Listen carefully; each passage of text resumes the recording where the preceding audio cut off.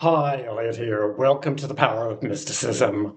Earlier today, I was with a bunch of friends and I promised them that I would give them 12 things that is good news, 12 things to be grateful for. And it's really just about the good news that have been showing up in these times, perhaps as a result of the last 5 years when we've been on a spiritual gym, as I've mentioned in some of my other podcasts. So this is the good news. Let's get started. We are more ready for spiritual growth than ever before. Our discernment is becoming more acute than ever before, and we're able to see through lies and through deception more than ever before. It's part of the spiritual growth. It just comes along with growing spiritually and maturing. The good news is this: we are designed to love and to receive love. That's our function, that's our design. The good news is this: we are judging people less and having compassion for people more.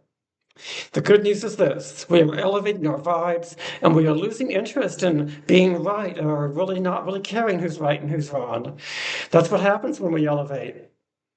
The good news is this: the decline of listening that was taking place over the recent years, especially in social media like Facebook, it's been turning around. We are having a rise in listening now, and you can find my podcast on that if you want. The good news is this: we continue to transform and evolve, and as we do, we find ourselves being less bitter and less jealous. And it's really not comfortable being bitter and jealous. Trust me, I've had years of that.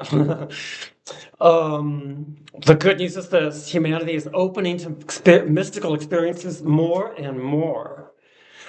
The good news is this: there is evidence of our recent arrival to a place of no return. I'm speaking about an arrival to the promised land. I'm speaking about the arrival to maybe 5D, if you want to put it that way.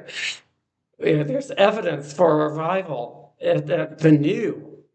And one of the examples I'll give you is that a lot of people were moved to tears when they were on the street and the monks passed by and they were close enough to the monks to really feel their high state of consciousness. So beautiful. That was so powerful. And it's really evidence that, if we are attuned to that and receptive to that and so moved by that, that means we have arrived and are arriving. The good news is this: the river of joy is flowing through us, even when we're distracted, when we're overwhelmed, when we're despairing. It's still there. The good news is this: we can befriend God by making a practice of quiet time. And we can become known by God in our quiet time. And that can help loneliness show up less often. I think that might be everything. Let me double check. The good news is this: we can dwell on the positive and glance at the negative. And I'm borrowing that from Julian of Norwich. And those of you who've read my work know that I always quote from her. She's one of my favorite people to quote from. And that is one of my favorite quotes from her.